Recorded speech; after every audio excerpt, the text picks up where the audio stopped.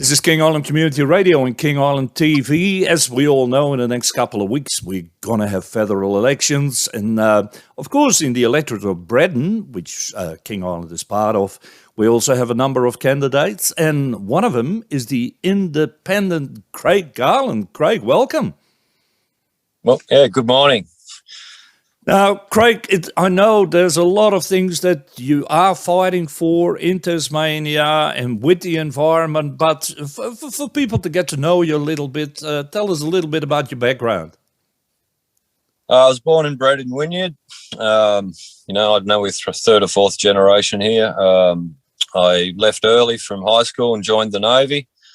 Had 18 months there, a bit of basic training and that, come back and got a job in the shipping industry and I sort of covered every aspect of the shipping industry. I did the waterside works, payroll, cargo, imports, exports. That was a pretty good grounding in what we produce here and what we export, what we import. Then I started my own small business, a fish and chip shop in Wynyard. I got sick of sitting in an office looking out at the water. And I thought the only way possible for me to make a living and get by was have my own shop so I could value add to my fish. After 4 years in there, I won a small business Best Fish and Chips Award. My turnover tripled in a matter of a fortnight and my time to go fishing got even less, so I decided to sell that. And then I had 6 years living in a shack on a beach, wondering what I should do next. And that was probably one of the most interesting times in my life. And after 6 years of sitting there contemplating what to do next, things started to happen. I got back fishing. I met a young lady. I've got 3 kids, 2, 6 and 8 years old. I've spent the better part of my life trotting around the bush of this place here in the northwest and walking the shores and fishing the ocean. And I just absolutely love this place that I live in. And I'm gobsmacked at what's been going on in recent years, and that's why I've become political. I never envisaged that I'd be standing for politics, and neither did any of my friends or acquaintances. That's just came out of sheer frustration. So that's a bit of an overview of who I am. I've got a bit of a background in fishing, farming, forestry.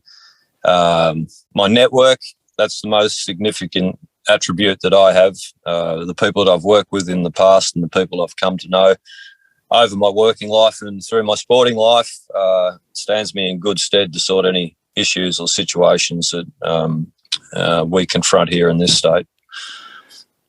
Now, as you're saying that living in a shack overlooking the ocean, I guess, for 6 years, now the last thing I would think of then is going into politics. But as you mentioned, all about frustration. What are your biggest frustrations, Craig? The community. We're being left out. Corporates are taking precedent over our community. If you look at the fishing industry, generally most of the return there now is going to quota holders and investors. The community don't have access to the fish or very little, and they're priced out of it. There's no entry level for our children in the state fisheries here.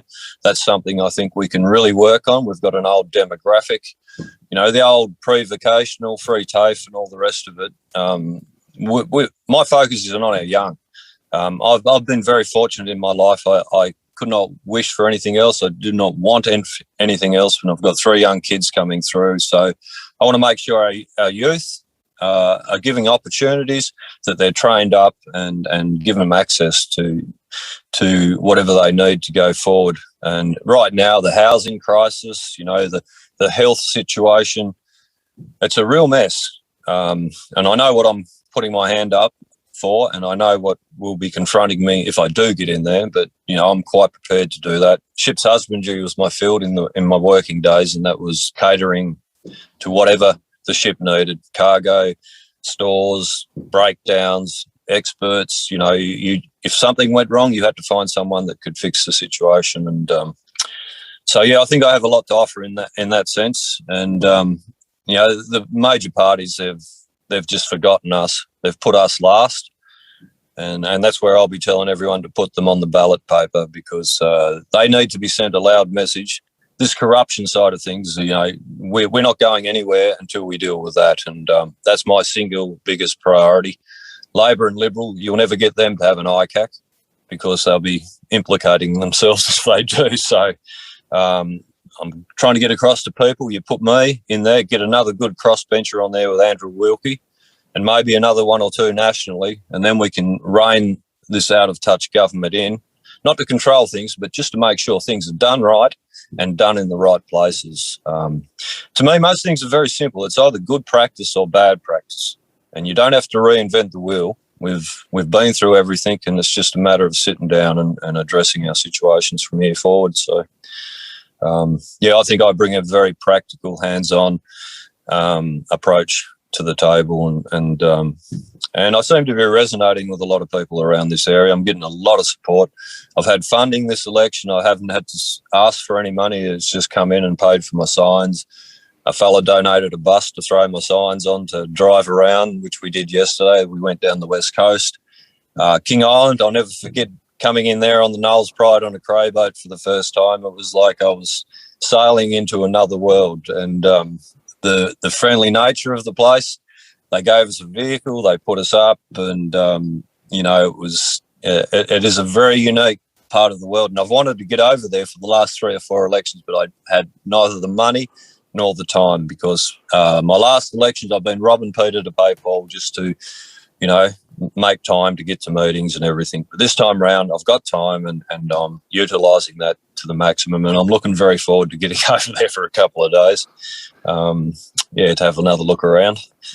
So, King Island sort of knows you a little bit, Craig. I think mostly because of for a lot of people in regards to the fish farms, isn't it? When testing took place of the east coast of King Island, that's sort of where people here on the island got to know you a little bit more, isn't it? Yeah, I'd say so. My stance against fish farms, I'm not anti-salmon farms. I just want it done right. And up to this point, they're not being regulated properly. They've killed Macquarie Harbour. They've killed the D'Entrecasteaux Channel. They seem to be boldly going wherever they wish. And us people in the northwest, we don't want them here under any circumstances. They haven't earned the right to come into this area with their adaptive management yet. At a forum the other day, the only 2 candidates that weren't at this forum was the Labor Party and the Liberal Party members, which is quite common. Everyone there, when asked the question, do you want open net salmon aquaculture in the northwest King Island waterways, every hand went no.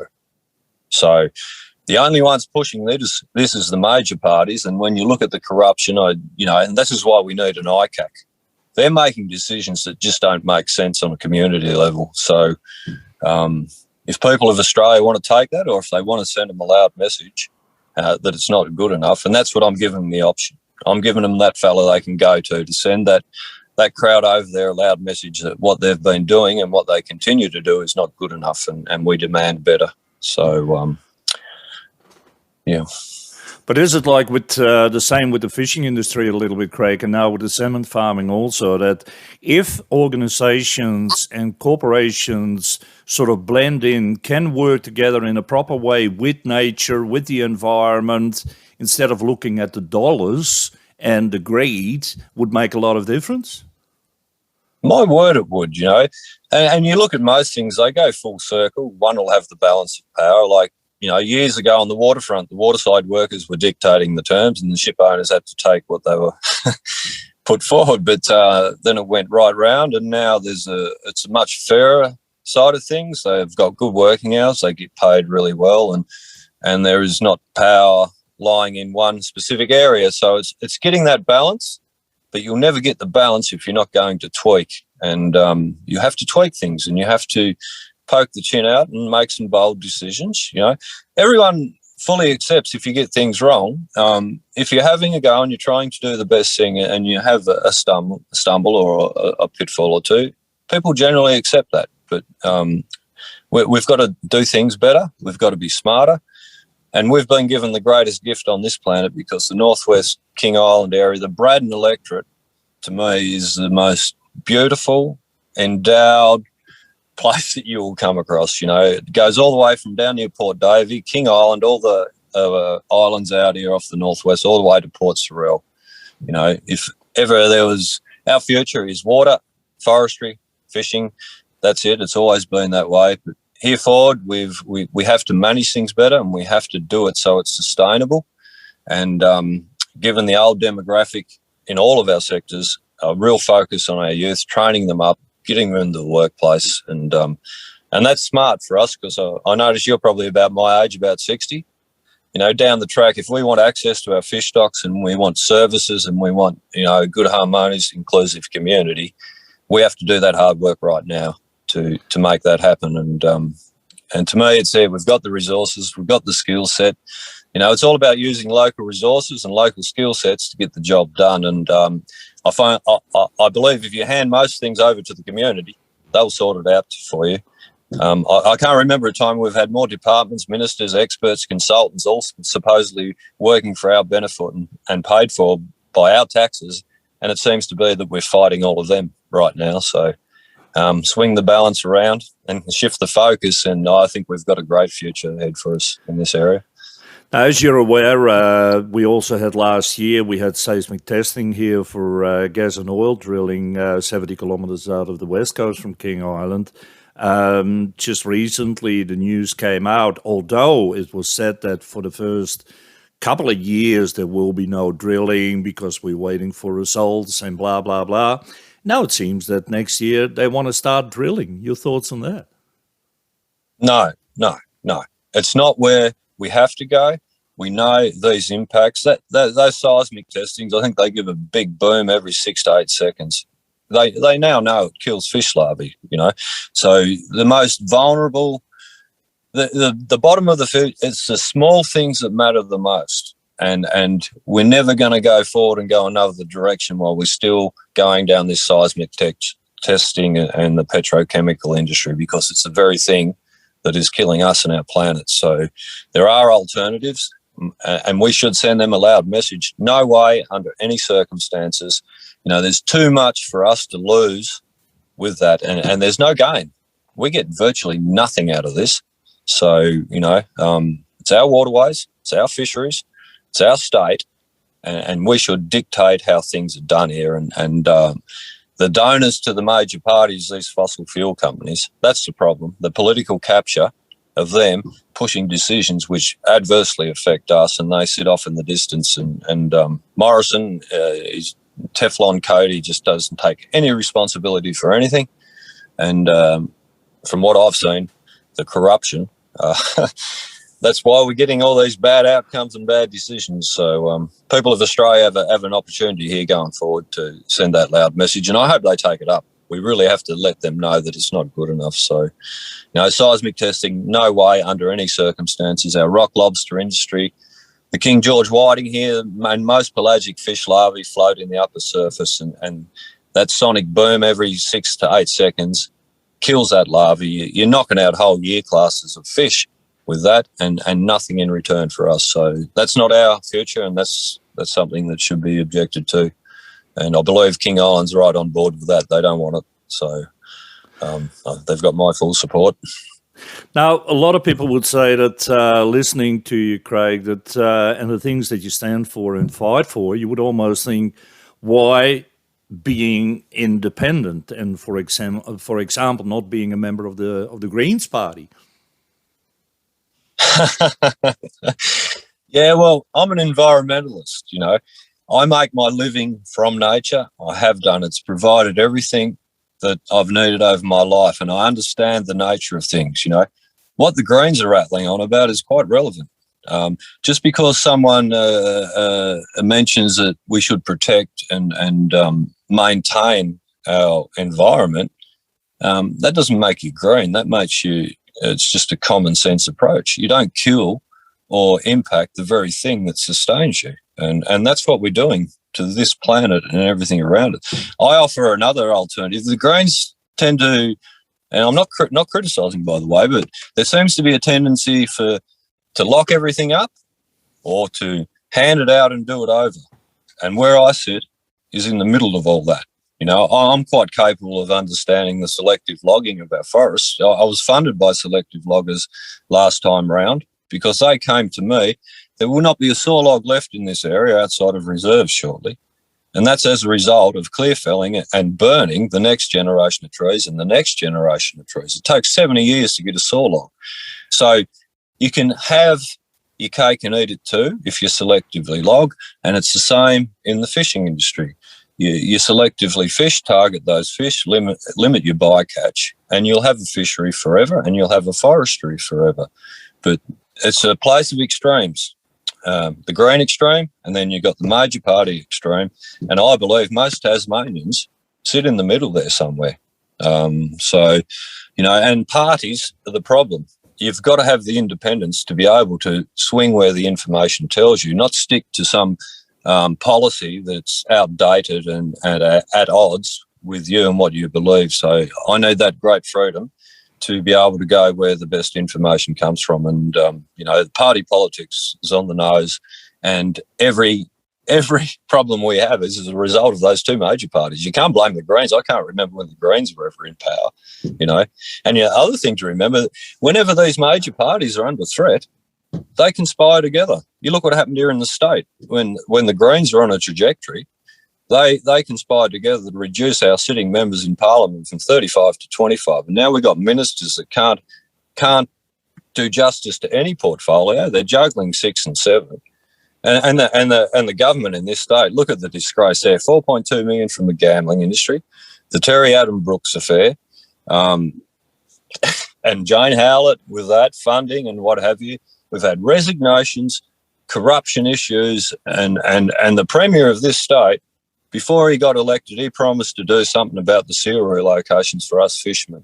He said, as soon as I get in, I'll do something. Just get me in there. And as soon as he got in, he wouldn't return our phone calls, and he even turned his back on one of the fishermen at a service station, which greatly affected his health. They shut down our fishery. So they are basically liars, charlatans. They do not care about us or our community or the place that we live in. And that's what you need. You need someone in there that cares. And that's it in a nutshell. You don't have to be a rocket scientist in today's world to stand in politics. You just have to care about your community and where we're going, and have to address the things that need addressing. Look at the homeless thing. I built an art studio for my missus, 6,000 in materials. I've got a mate living in there now. We could whack that up in an afternoon. We've got women and children sleeping rough around here. And they say, no, we can't do anything, it's too expensive. You get a couple of builders together, you whack one of these things up in an afternoon, and bang, they're secure, they're safe. And that's what we have to do. We seem to be bound by bureaucrats and bureaucracy, which is stifling and preventing anything getting done. By the time you fill the paperwork out, pay the fee, and go through the whole process, it's too late.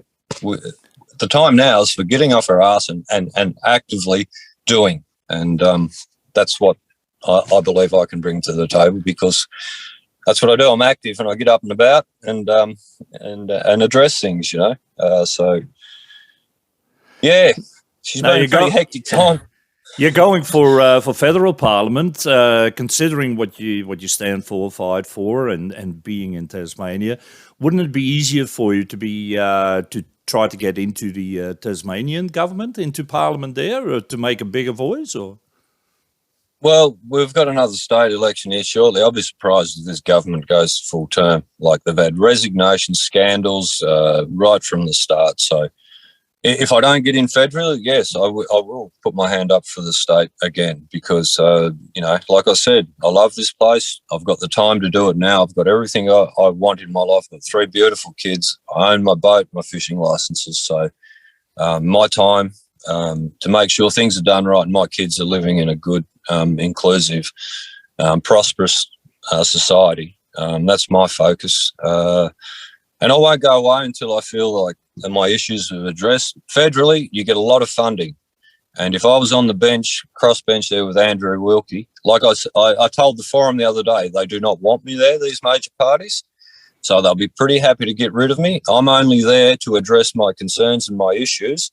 And if they do that, you will not see me put my hand up again. I'm not a career politician. I'm doing this because it needs to be done, and it's not a career pathway for me. And I believe I can achieve far more than being a member of any party, because you just get silenced, and parties are the problem right now. Independence is what we need. Andrew Wilkie has shown that. I was asked the other day, what can you do as an independent? Well, look what Andrew Wilkie's done. they don't even put a candidate up against him hardly down that seat because he's unbeatable. He's integrous. He knows the system, and we need to get a few others in there to give him a hand and also benefit from his integrity and his experience in that establishment over there in Canberra. So that's how I feel about it all. So if people want someone there who's going to take it up to them, I'm more than capable of doing that. I've got an extensive working background, and I've got a network of people that trust me and respect who I am, and that's what it matters. It's all about respect and sense of community. Actually, my old footy coach came up to me at one of the first forums I did. He said, "Write this down, Cooter." He called me Cooter because I was, looked like a barracuda. He said, "It's all about sense of community and raw honesty." And he said, if you stick to that, you will not go wrong. And if people don't respect what that's about, well, you can't do much than put your name out there and put your hand up. And if they don't want to take it on board and give you support, well, I'll quite happily go back to my fishing and go back to my 3 beautiful kids and my partner and enjoy what we've been given here in Braddon. It's the most beautiful place in the world, this area here, and it's got some of the most significant wildlife, fisheries, forestry. We've got it all here, and if we can't make a go of it here, well, I don't know how they can anywhere else in the world. So yeah. Now, you did already mention King Island. Craig, I believe you're going to be here later in the week. Tell us a bit about it. Yeah, Thursday we're flying in. I'll be sort of hanging around the main street of Curry. I think we've got a Q&A session at club rooms at 6:30. And then Friday night, last time I was over there Friday night, the whole pub was full. Do they still fill the pub up on Friday nights there, or things quietened down a bit since I was last there? Well, it's being winter. It is winter, of course, now. Winter is coming up, so a lot of people are sort of staying at home a little bit. But, hey, make noise, and who knows, you might have a lot of people on Friday night at the pub. Well, if you want to know what I'm about, and if you want to ask me some in-depth questions, I'm coming over there to make myself available, so, you can find out for yourself who or what I am. And not what you read in the papers. so yeah, I'm looking forward to it. I've met a few people there before when I was last over, so I'm looking forward to catching up with them.